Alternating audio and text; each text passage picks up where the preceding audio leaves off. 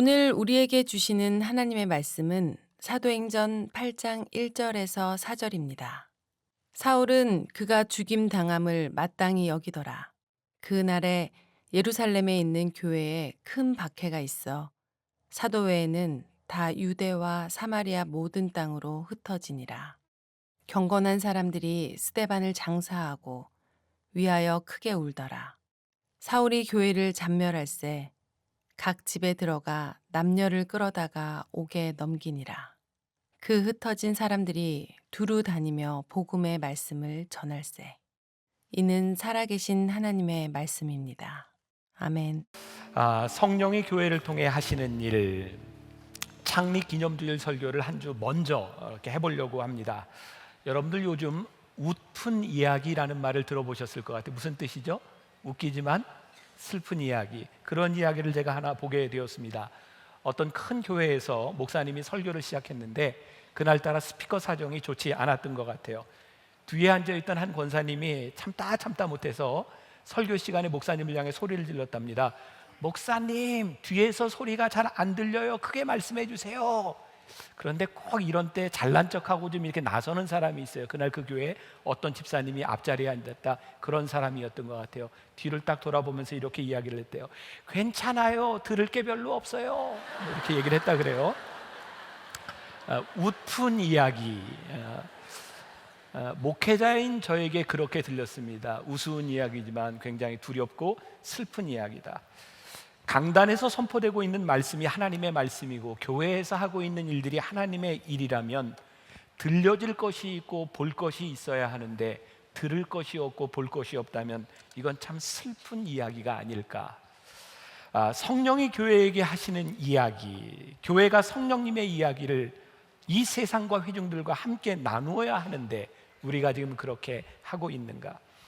교회의 시작은 우리가 잘 아는 것처럼 오순절 성령 강림에서부터 시작이 됩니다. 다락방에서 성령을 경험했던 사람들로 인하여 교회가 세워지고 성령께서 교회를 통하여 일하기 시작합니다. 여러분, 교회는 성령님의 관점에서 보지 않으면 교회의 올바른 사역을 볼 수 없을지 몰라요. 오늘 읽은 본문 말씀 사도행전 8장은 어쩌면 그들에게 닥쳤던 가장 어려운 시간들을 이야기하고 있고 여기에 흩어짐이라고 하는 단어가 등장하고 있는데 박해로 인하여 교회가 끝났을지도 모르는 어려움 가운데 있습니다. 그런데 놀라운 일은 박해 가운데, 흩어짐 가운데 성령님께서 그들을 통해 일하고 계셨다는 사실입니다. 우리는 세상을 신뢰할 수 없습니다. 그리고 세상에서 일어나는 모든 일들을 우리들이 통제할 능력이 있는 것도 아닙니다. 그런데 오늘 말씀을 통해서 우리들이 깨닫게 되는 것은 우리들이 신뢰할 수 없고 우리들이 통제할 수 없는 일이지만 그 가운데 성령님이 하시는 일에 대하여 우리들이 순종할 수는 있다는 거예요. 신뢰와 순종. 제가 페이스북을 하다 보니까 또 어떤 글을 보게 되었는데요. 재미있는 이야기인데 여러분들이 안 재미있으면 서로 굉장히 힘들어집니다. 준비를 하고 들으셔야 돼요. 어떤 처녀와 총각이 이제 운전을 하게 되었습니다. 운전을 하다가 두 차가 부딪혔고요. 차가 심하게 망가졌는데 놀랍게도 이 처녀와 총각은 말짱하게 하나도 다치지를 않았습니다. 차에서 나온 처녀가 총각에게 말합니다. 차가 이렇게 되었는데도 불구하고 우리가 멀쩡하다는 것은 하나님이 우리를 맺어주시려는 의도가 분명해요.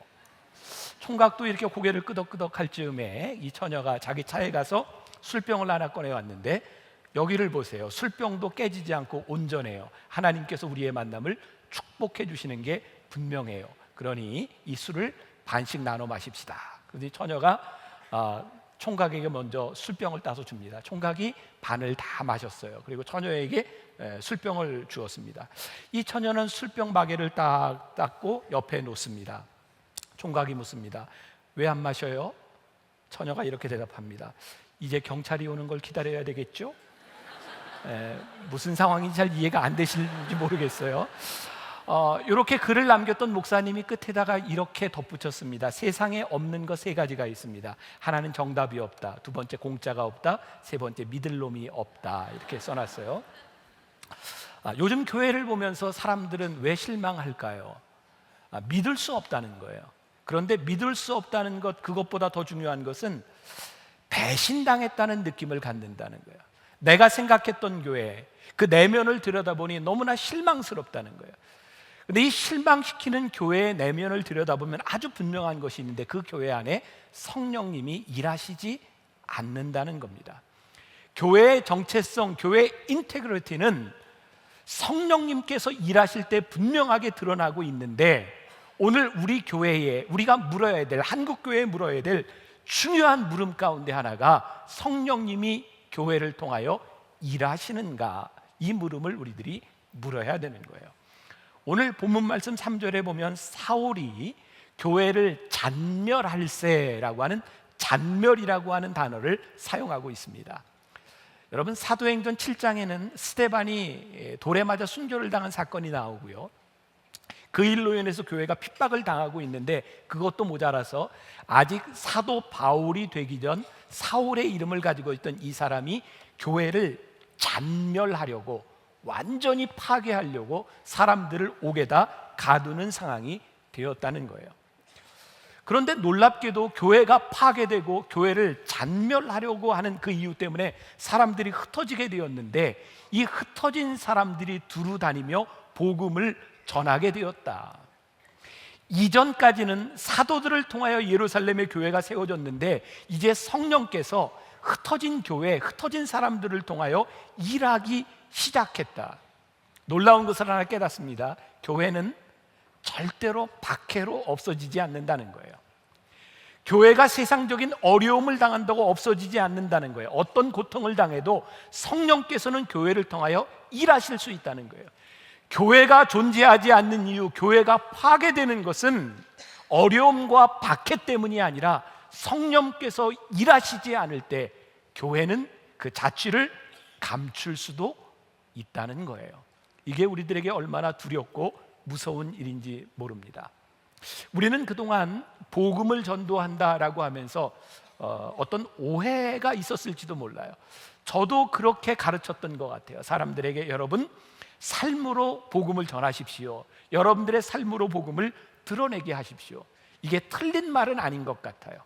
근데 제가 오늘 말씀을 묵상하면서 깨닫게 된 것 중에 하나가, 성령께서 일하실 때 사람들이 흩어졌는데 그들이 했던 것이 뭐냐면 복음을 전파했다.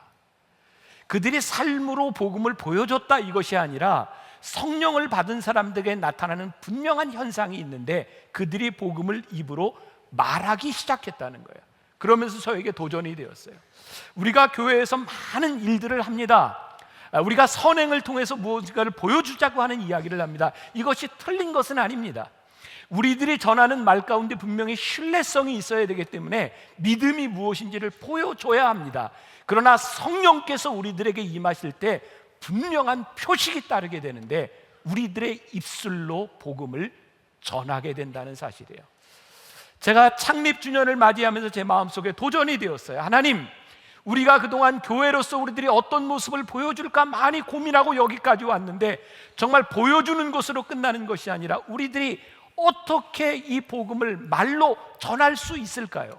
성령께서 우리들 가운데 어떻게 역사하실 수 있을까요? 여러분들이 지금 제가 하는 말을 무슨 뜻인지 잘 이해하고 보셔야 됩니다. 유심히 보세요.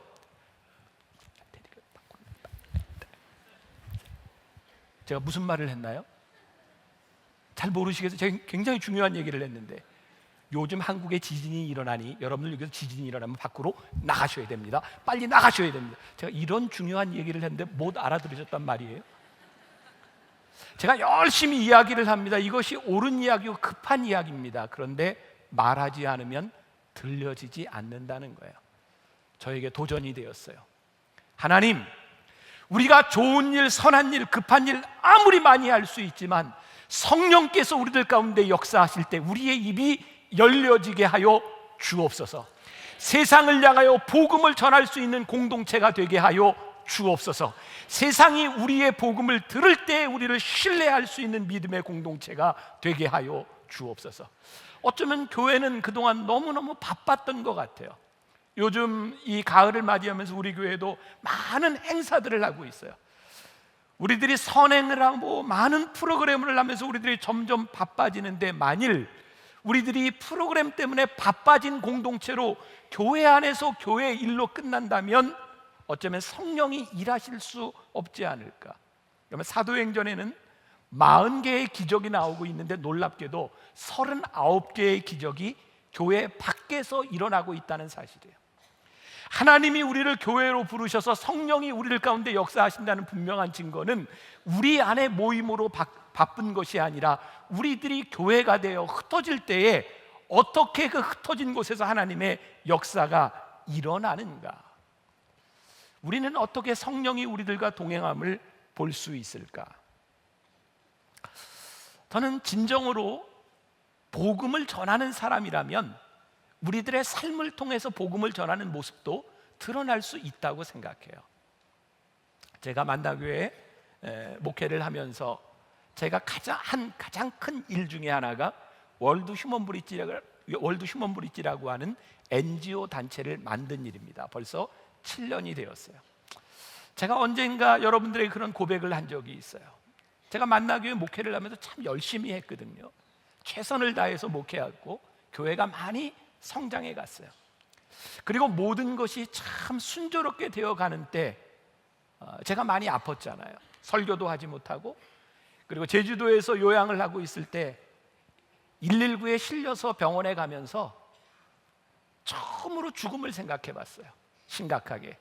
사람이 이러다 죽는구나.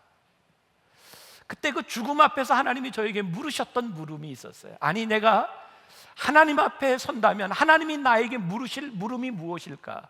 근데 아무리 생각해도 네가 얼마나 큰 교회 목회를 하다 왔냐, 그것은 하나님이 저에게 물으실 것이 아니었어요.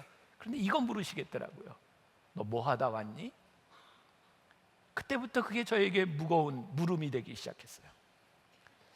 여러분들이 만일 하나님 앞에 선다면 하나님은 여러분들에게 너 세상에서 어느 교회 다니다 왔니? 하나님 그거 묻지 않으실 겁니다. 그런데 뭐 하다 왔니? 그것은 우리들에게 분명히 물으실 거예요. 저에게 질문이 시작됐습니다. 하나님, 교회를 통하여 하나님이 저에게 무엇을 하다 왔냐고 물으실 때 제가 우리 교인들에게 영적 리더로서 무엇을 이야기할 수 있을까요?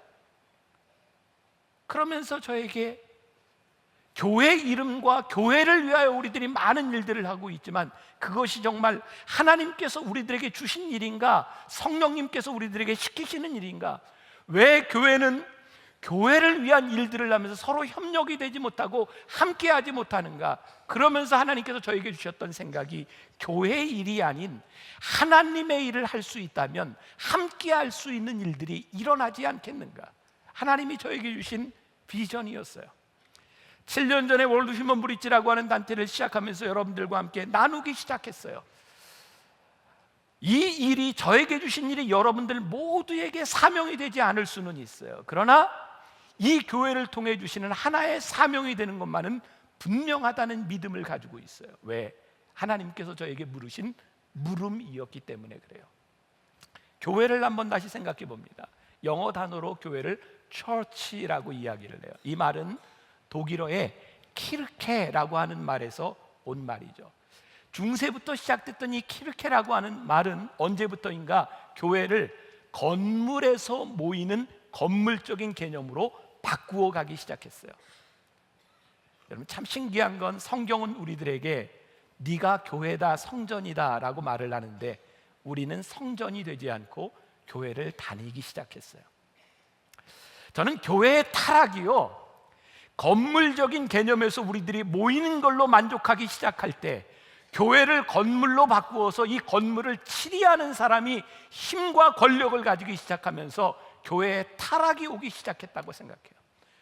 우리가 교회에 다니는 것은 건물 아래 모이는 예배 공동체로 끝나는 것이 아니라 교회가 되기 위하여 교회에 오는 것이에요.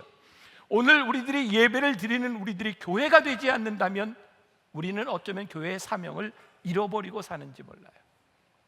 오늘 주보에 책을 하나 소개해드렸어요. Jesus Continued라고 하는 책인데 J.D. 그리어라고 하는 목사님이 쓴 책입니다. 여기에 이런 예화가 나와요.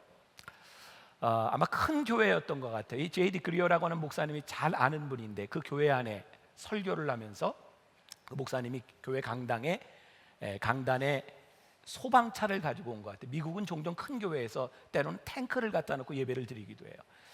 소방차를 갖다 놓고 교인 10명을 설교 시간에 뽑았답니다. 그리고 사람들에게 10명에게 하나씩 일을 준 거예요. 핸들을 잡고 있는 일, 사이렌을 울리는 일, 호수를 잡고 있는 일. 그리고 이 목사님이 그 교인 10명에게 물었답니다. 여러분들에게 주어진 목적, 여러분들의 일이 무엇입니까? 그랬더니 이렇게 대답을 한 거예요. 나는 사이렌을 울리는 일입니다. 나는 운전을 하는 일입니다. 나는 호수를 연결하는 일입니다. 이때 목사님이 이렇게 얘기합니다. 다 틀렸습니다. 여러분들의 일은 불을 끄는 일입니다. 교회의 오류가 무엇일까요? 우리들이 교회에서 하고 있는, 열심으로 하고 있는 일들, 큐티를 할 수도 있고 제자 양육도 할 수 있고 봉사도 할 수 있고 여러 가지 일들을 할 수 있습니다. 우리는 큐티를 합니다. 열심히 봉사합니다. 내가 이렇게 헌신합니다. 그런데 우리들이 하는 모든 일은 성령님께서 우리로 하여금 복음을 전하는 일에 우리를 부르셨다는 거예요. 이 부르심에 합당하지 못한 우리의 사명을 감당하지 못하면 우리는 어쩌면 잘못되어 가고 있는지 몰라요.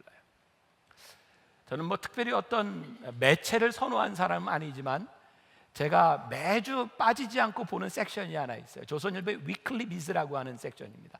배울 게 참 많습니다. 얼마 전에 거기에 애플 이벤젤리스트라고 하는 직업이 소개되었어요. 애플을 전도하는 사람입니다. 요즘 새로운 직업 중에 하나인데 어떤 대기업에서 이벤젤리스트, 전도자를 뽑는답니다. 그런데 그 글에서요 이렇게 얘기하더라고요. 이전에는 물건을 세일즈했대요. 세일즈는 파는 겁니다. 내가 이 물건을 좋아하고 나빠하고는 관계가 없습니다. 그냥 파는 것이 직업인 겁니다. 그런데 그것 가지고 안 되더라는 거예요. 이제는 애플 이벤젤리스트, 내가 그 물건이 좋다고 하는 확신이 있기 때문에 전하는 사람들이 있지 않으면 물건이 팔리지 않는다는 거예요. 저는 그 얘기를 들으면서요, 언제부터인가 우리 교회가 잃어버린 단어가 있다. 이벤젤리스트, 이건 교회에서 쓰던 단어예요. 복음을 전하는 자들, 복음의 확신을 가지던 자들이 이벤젤리스트인데 이 세상의 기업이 이 단어를 훔쳐가 버렸어요. 오늘 우리들 가운데 우리들이 믿는 이 믿음과 확신, 복음을 우리들이 전하지 못하는 자가 되어버린 것, 이것이 교회가 안고 있는 위기는 아니겠는가? 그럼 우리들에게 이런 질문이 생길지 몰라요. 저에게는 그런 것을 할 만한 능력이 없습니다. 그런데요, 복음을 전하는 일은 성경에 보니까 수많은 이야기들을 통해서 능력으로 전해진 것이 아니라 늘 순종하는 자들을 통하여 복음이 전해졌다는 거예요. 박해로 인하여 세상에 흩어졌던 사람들은요, 능력을 가지고 흩어진 사람이 아니라 그들이 흩어질 수밖에 없는 상황 가운데서 순종했다는 거예요. 빌립이 걸어가다가 저기 병거를 타고 있는 사람들에게 말씀을 전하라고 하는 그 말씀에 순종했을 때 역사가 일어나기 시작했어요. 우리들이 종종 착각하는 게 있어요. 우리가 하나님의 협력자, 파트너가 됐다고 생각하는데 사실 하나님은 우리를 파트너로 부르신 것이 아닌 것 같아요. 단지 우리를 순종하라고 부르시는 거예요. 교회 창립 기념 예배를 우리들이 준비하고 교회에 대한 생각을 하면서 우리는 우리들에게 주어진 사명들에 얼마나 순종하고 있는가? 놀라운 일은 능력의 문제가 아니라는 사실은요, 복음이 사도들을 통하여 강력하게 전해진 것이 아니라 흩어진 일반 사람들을 통하여 복음이 전해졌다는 거예요. 제가 또 놀라운 사실을 하나 발견합니다. 여러분, 사도행전에 보면 이제 사울이 바울이 되고 난 후에 복음을 전하면서 마지막 3분의 1 정도는 그의 마음의 열정을 표현해요. 로마에 가서 복음을 전하고 싶다. 네, 여러분, 사도 바울이 로마에 갔을 때 놀라운 일은 이미 거기에 하나님을 믿는 사람이 있었다는 거예요. 이게 무슨 의미인지 아세요? 사도 바울이 가기 전에 이미 박해를 받다 흩어졌던 사람들을 통하여 전 세계의 복음이 이미 전파되고 있었다는 사실이에요. 카네스 라토렛이라고 하는 신학자가 이런 이야기를 합니다. 기독교 확산의 주역은 그 일을 직업으로 삼았던 사람들을 통해서가 아니라 세속적인 직업으로 생계를 꾸려가며 만나는 사람들에게 자연스럽게 복음을 전한 사람들 때문에 복음이 확산되었다. 놀라운 것을 또 깨달아요. 우리를 부르신 부르심의 그 자리가 순종할 수 있는 자리라는 거예요. 가만히 생각해 보니까 예수님께서 베드로와 안드레, 야고보, 요한 제자들을 부르실 때, 베드로를 부르실 때 베드로가 뭐 하고 있었죠? 어부였어요. 여러분들은 별로 이게 감동이 없으실 건데 저는 그랬어요. 아, 예수님께서 베드로를 부르실 때 제자를 부르신 게 아니라 어부를 부르셨구나. 그리고 어부를 제자로 쓰셨어요. 오늘 여러분들의 자리가 무엇인지 몰라요. 여러분들이 비즈니스를 하든 공부를 하든 여러분들이 연예계에 있든 하나님께서 우리들에게 말씀하시는 것은요, 너를 사역자로 만들겠다, 사역자이기 때문에 너를 부른다고 하는 것이 아니라 지금 있는 그 자리에서 네가 순종할 수 있는 것이 무엇인지를 우리들에게 묻고 계시는 거예요. 우리 교회가 무엇을 할 수 있느냐, 그 위대함이나 우리가 할 수 있는 능력을 보는 것이 아니라 오늘 우리 교회에 부르시는 그 부르심이 무엇인지를 깨닫느냐, 이것이 성령이 우리를 쓰실 수 있느냐 없느냐의 조건이 되는 거예요. 요한복음 21장에 부활하신 예수님께서 옛 생활로 돌아가 있던 베드로와 제자들에게 나타나시죠. 잘 아시는 말씀이죠. 예수님이 베드로에게 물으세요. 요한의 아들 시몬아, 내가 나를 사랑하느냐? 대답하죠. 예, 주님 사랑합니다. 요한의 아들 시몬아, 내가 나를 사랑하느냐? 예, 제가 주님 사랑합니다. 요한의 아들 시몬아, 내가 나를 사랑하느냐? 세 번째 물으심으로 베드로가 근심하여 주님께 얘기해. 주님 아시잖아요. 그 말 가운데는 여러 가지가 포함되어 있어요. 나의 연약함, 나의 부족함. 근데 내가 주님 사랑하는 마음 아시잖아요. 그랬더니 예수님이 그래, 됐다. 내 양을 먹이라. 그리고 이렇게 사명을 주세요. 여기까지 아무 문제가 없어요. 근데 성경을 여러분들 유심히 보세요. 그리고 나서 베드로가 예수님께 묻습니다. 예수님, 그런데 쟤는 누구냐면 요한이에요. 쟤는 어떻게 될까요? 제가 성경을 풀어서 얘기하면 예수님께서 그 말씀을 들으시고 베드로야, 신경 꺼, 그런 얘기였어요. 요한에게는 요한의 일이 있고 너에게는 너의 일이 있어. 너는 나중에 띠를 띠고 그리고 십자가에 죽을 거야. 자기의 사명을 들었음에도 불구하고 베드로가 궁금한 건 하나님이 사랑하시는 제자 요한은 어떻게 될까요? 신경 쓰지 마.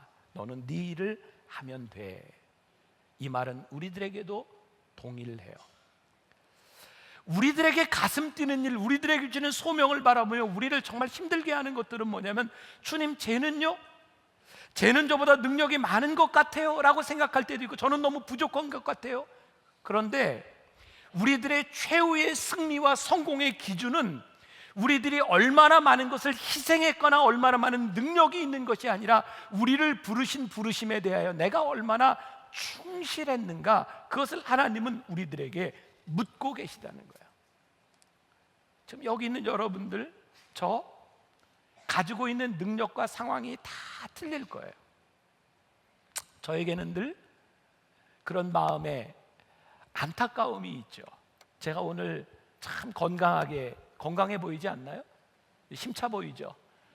전 매주 이렇게 설교를 하고 싶은데 어느 날 갑자기 제가 무너지는 순간들이 있어요. 그때마다 저는 하나님께 늘 그런 기도하거든요. 하나님, 좀 붙잡아 주세요.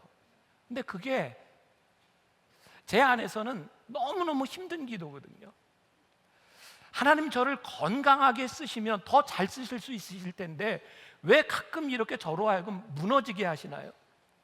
근데 하나님이 깨닫게 하시는 게 뭐냐면 그게 너라는 거예요. 내가 너를 그렇게 쓴다는 거예요. 빌립보서 4장 12절과 13절에 보면 사도 바울이요, 이런 고백을 하죠. 나는 비천에 처할 줄도 알고 풍부에 처할 줄도 알아. 그리고 내게 능력 주시는 자 안에서 내가 모든 것을 할 수 있느니라. 사도 바울이 깨달은 게 있어요. 때로 그가 매를 맞고 힘든 때, 때로 그가 비천한 때, 그가 많은 것을 가지고 있는 풍부할 때, 처할 때가 있지만 내가 깨달은 것이 있나니 내게 능력 주시는 자 안에서 그분이 나와 함께 하시면 내가 그것을 할 수 있습니다. 나에게 주어진 일에 대하여 내가 얼마나 순종하느냐에 대한, 전 여러분들, 우리 만나 교인들이, 저도 우리 교회는 이런 일을 해요, 우리 교회는 특별히 이런 일을 해요, 자랑할 수 있다고 생각해요. 그러나 하나님이 원하시는 것은 그러한 자랑이 아닌 것 같아요. 분명한 것은 내가 누군가에게 독특한 무엇을 한 것에 대한 자랑이 아니라 오늘 우리들에게 주어진 일에 대하여 이것이 하나님의 일이라고 하는 믿음과 확신이 우리들에게 분명한가? 여러분들을 부르신 그 자리에서 여러분들이 상황이 다 틀리지만 성령이 우리를 통해 일하실 수 있도록 우리를 내어드리는가?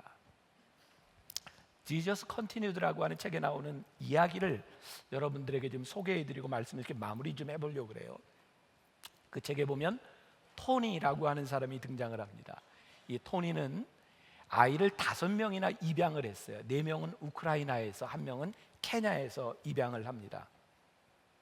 J.D. 그리어 목사님이 토니에게 어떻게 그런 일이 있을 수 있었는가를 묻게 되었고, 토니라는 사람은 이렇게 대답을 합니다.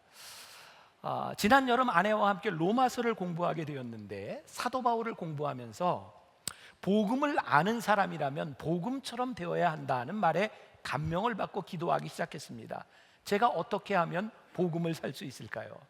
이렇게 기도하던 중에 에베소서 말씀을 보게 되었고, 에베소서 1장 5절에 하나님께서 모든 신자들을 양자로 삼으셨다라고 하는 말씀이 들어왔습니다. 그리고 5장 1절에 가서 하나님을 본받아야 된다는 말씀이 저에게 들어왔고, 제 마음속에 어떤 소망이 생겼냐면, 그러면 하나님을 본받아 이 땅에 있는 고아들을 입양해야 되겠다고 하는 마음을 하나님께서 저에게 주셨습니다. 그래서 버려진 아이를 입양하는 것보다 복음을 더 잘 보여줄 수 있는 방법은 없다라는 생각이 들었고, 그런 마음으로 우크라이나를 여행하게 되었대요. 어느 선교 여행에서 고아원에 들어갔을 때 방금 한꺼번에 4명의 아이가 이 고아원에 들어왔다는 이야기를 듣고 원장에게 그 아이들을 보여달라고 이야기합니다. 내 아이는 2살부터 8살까지 2살 터울로 4명의 형제 자매였어요. 이제 전국에 4명의 아이들이 뿔뿔이 흩어져야 되는 순간이었는데, 이 토니는 원장에게 아이들을 다 보자고 이야기를 했고, 아이들은 4명의 손을 붙잡고 들어왔어요. 그 책에는 이렇게 표현이 되어 있습니다. 아이들은 자기들이 뭐 잘못한 게 있어서 벌을 받으러 왔는 줄 알고 떨며 왔습니다. 그때 토니는 성령님께 기도하는데 성령님이 이렇게 말씀하셨습니다. 이 아이들 4명이 내 자녀란다. 제가 이 세상에서 모든 고아들을 돌볼 수는 없지만 하나님께서 내 아이를 저에게 책임지려고 말씀하셨습니다. 그래서 저는 내 아이를 한꺼번에 입양하게 되었습니다. 하나님은 모두에게 입양하라고 하는 마음을 주시는 것은 아닙니다. 모두에게 동일한 마음을 주시는 것은 아닙니다. 그러나 분명한 것은 하나님께서 때때로 우리들에게 강력하게 말씀하신다는 사실입니다. 이것이 내 소명이고 이것이 내 사명이라고 우리들에게 말씀하신다는 사실입니다. 중요한 것은 우리들에게 말씀하실 때 그 말씀에 우리들이 순종하며 우리들의 마음을 여느냐는 것입니다. 여기 오늘 월드 휴먼 브릿지 직원들이 많이 참석을 하고 있어요. 제가 예전에 한번 이런 이야기를 했더니 저에게 직원들에게 절대 이런 이야기를 하지 말라 그러더군요. 근데 해야 되겠어요. 직원들이 제일 싫어하는 이야기랍니다. 무슨 이야기냐면, 우리의 사명이 끝나면 이 단체는 없어질 수도 있어. 이런 이야기를 하면 직원들이 어떻게 일을 하겠느냐는 거예요. 근데 아무리 생각해도 저에게 주시는 마음이요, 하나님께서 소명으로 우리들에게 세우신 일이라면, 하나님의 소명이 끝나면 이 세상에 어떤 단체도 존재할 수 없다는 거예요. 하나님께서 만나 교회를 여러분들을 부르셔서 우리를 성령님을 통하여 일하시게 말씀하셨다면, 우리들이 성령님을 통해 일하시지 않는다면 하나님은 이 교회를 얼마든지 버리실 수 있다는 거예요. 우리들이 물어야 되는 거예요. 우리들이 고민해야 되는 거예요. 하나님, 우리가 어떻게 하면 하나님 부르심 앞에 가슴이 뛰는 일 앞에 우리들이 순종할 수 있겠습니까? 우리가 오늘 월드 휴먼 브릿지 썬데이라고, 여러분들 오해하지 마세요. 제가 여러분들에게 이렇게 설명을 하면서 여러분들 모두가 휴먼 브릿지에 여러분들이 소명을 가지고 여러분들이 참여해야 되면 이런 이야기 아닙니다.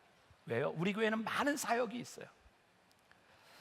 해외 선교도 할 수 있고, 어려운 교회를 돕는 일을 할 수 있고, 월드 휴먼 브릿지를 여러분들이 도울 수 있는 그런 일도 있습니다. 한 가지 분명한 것은 하나님께서 우리 교회에 주신 사명이고 누군가의 가슴을 뛰게 한다면 여러분들이 그 어떤 소명에든 응답할 수 있는 사람이 되라는 거예요.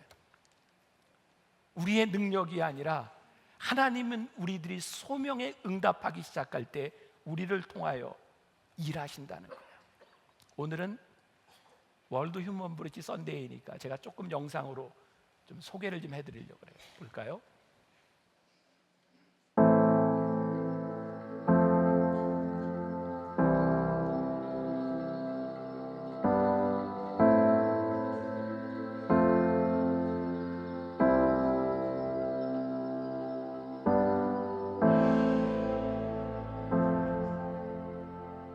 여기서 아주 좋은 프로그램 같아서 너무 고맙습니다. 쉼터의 월세를 지금 지원을 받고 있어요. 저희가 그래서 너무 감사하게 생각하고 있고요. 월드 휴먼 브릿지 감사합니다. 그리고 직업기술학교에서 많은 것을 배웠으니까 죽을 때까지 감사합니다.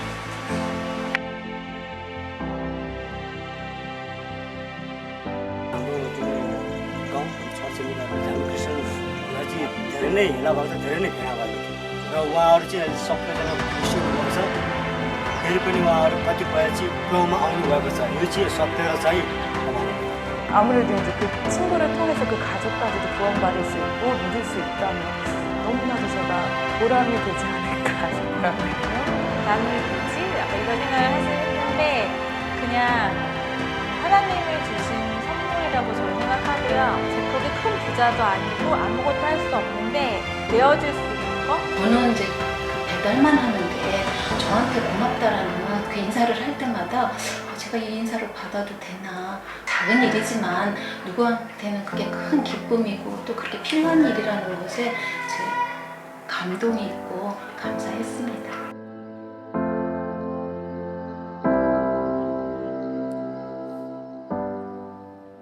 이런 일들입니다. 우리 누군가의 마음을 기쁘게 하고 누군가 또 이 일을 통하여 인생이 변할 수 있는 일들, 그게 우리 교회에 주신 사역의 한 부분이에요. 아마 하나님께서 우리를 쓰실 때까지 이 부분을 또 안고 여러분들과 이렇게 함께 갈 겁니다. 여러분, 이게 찬양 중에 굉장히 짧은 찬양이 있어요. 사랑의 나눔 있는 곳에 하나님께서 계시도다. 이 찬양을 부를 때마다 너무 좋아요. 이 사랑의 나눔은 단순히 물질적인 나눔이 아니에요. 여러분들의 마음, 용서, 기도, 사랑의 나눔이 있는 곳에 하나님께서 계세요. 저는 우리 예배 공동체가 우리들이 예배를 드릴 때마다 우리들 속에 그런 예배의 감격이 있었으면 좋겠어요. 이 예배 가운데 하나님이 계시는구나. 그리고 이 예배의 감격이 이 예배당 안에서 머무르는 것이 아니라 여러분들이 이 예배당을 나갈 때 하나님이 우리와 함께 하시는구나. 그런 사역과 마음들, 성령의 일하심이 여러분들에게서 고백될 수 있기를 간절히 소원합니다. 우리 같이 한번 찬양해 볼까요? 사랑의 나눔 있는 곳에.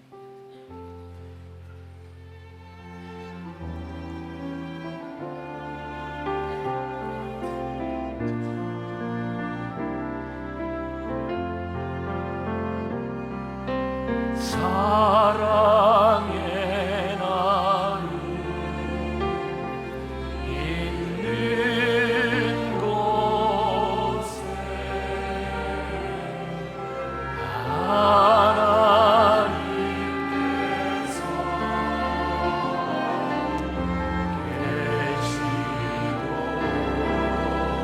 하나님께서 계시고 사랑의 나눔 있는 곳에 사랑의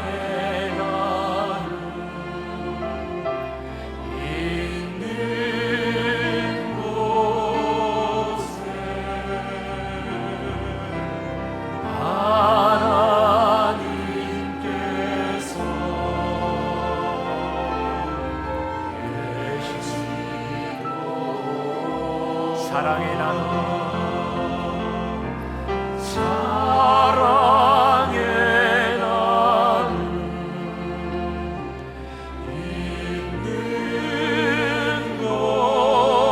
곳에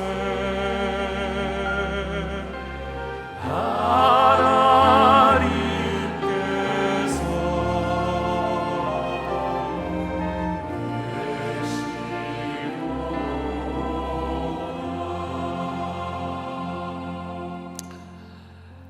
하나님, 우리 모두가 하나님 앞에 서게 될 것입니다.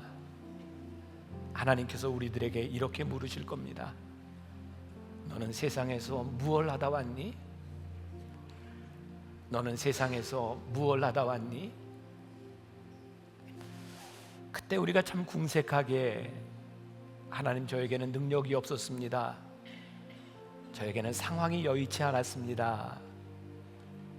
이런 모든 말들이 변명이 될 것입니다. 하나님께서 우리를 부르시는 이 부름에 대하여 제가 순종했습니다. 하나님, 저에게 가슴 뛰는 일에 제가 그렇게 따랐습니다. 이렇게 말할 수 있는 우리 귀한 믿음의 지체들이 되기를 간절히 소원합니다. 아무리 생각해도 우리가 너무 이기적이고 자기중심적이고 하나님을 믿는다고 하면서도 이 믿는 교회에 모이기에는 힘썼지만 교회가 되려고 하지는 않았던 것 같습니다. 성령께서 우리를 쓰실 수 있도록 우리를 내어놓지 않았던 것 같습니다.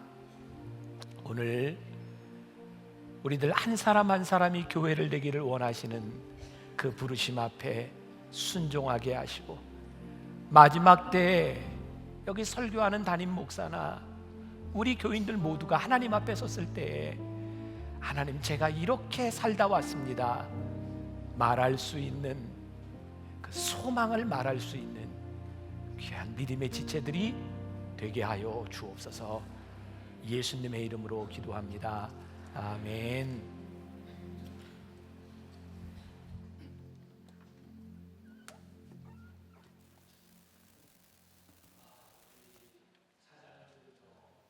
봉헌을 했으면 좋겠는데 짠 나타날 때가 됐는데 우리 노사연 집사님 어디 갔어요?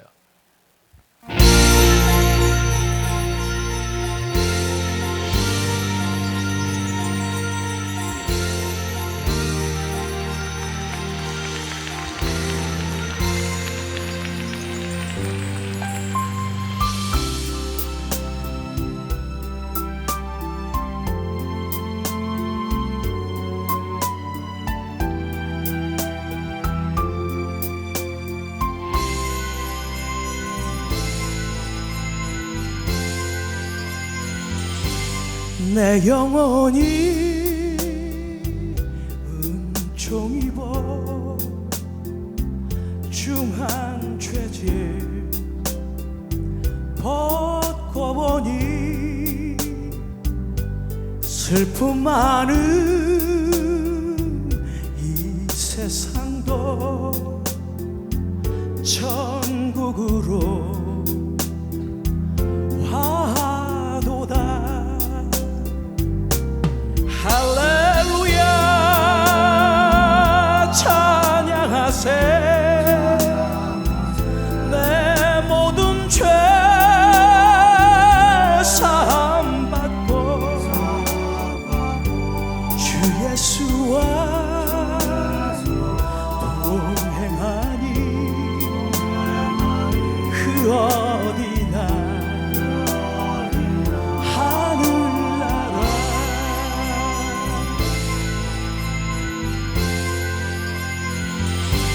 주의 얼굴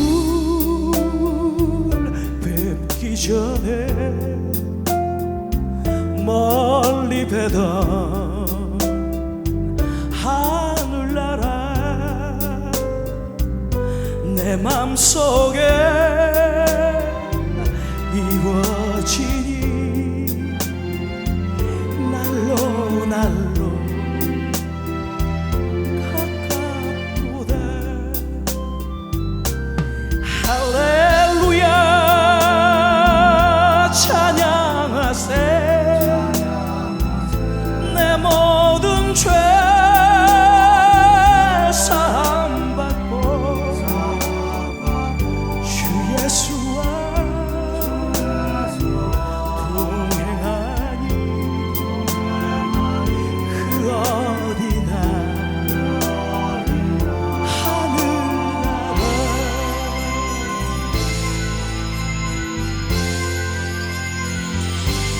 높은 산이 거친 들이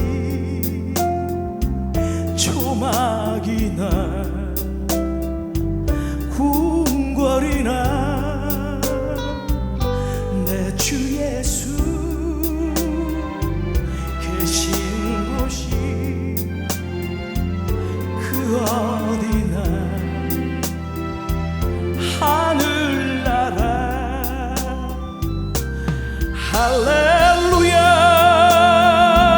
찬양하세 내 모든 죄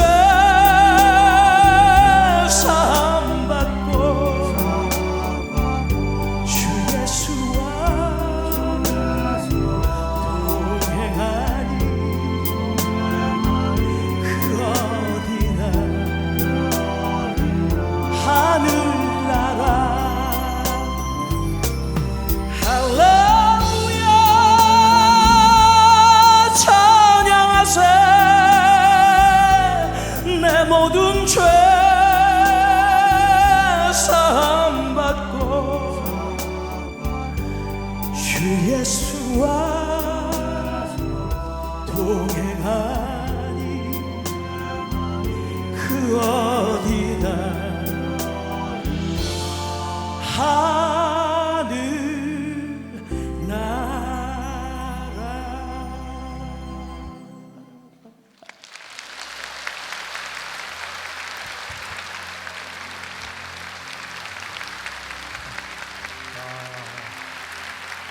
우리 좀 아까 불렀던 찬양인데 사랑의 나눔 있는 곳에 우리 다 일어나서 한번 찬양할까요? 사랑의 나눔.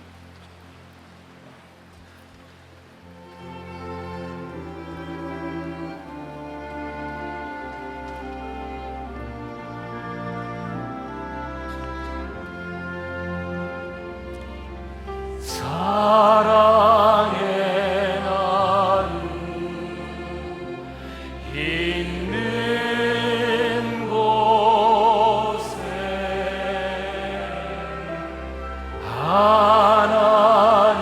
하나님께서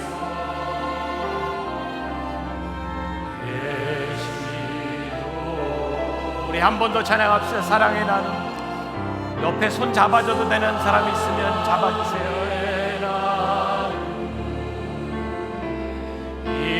있는 곳에 하나님께서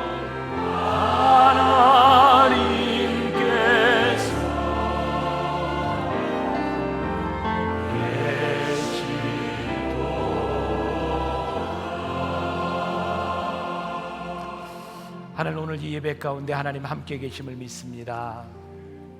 사랑의 나눔이 있는 곳, 우리들에게 주신 소명을 잘 감당하는 사람이 있는 곳, 주와 함께 동행하는 귀한 믿음의 사람들 되게 하여 주옵소서.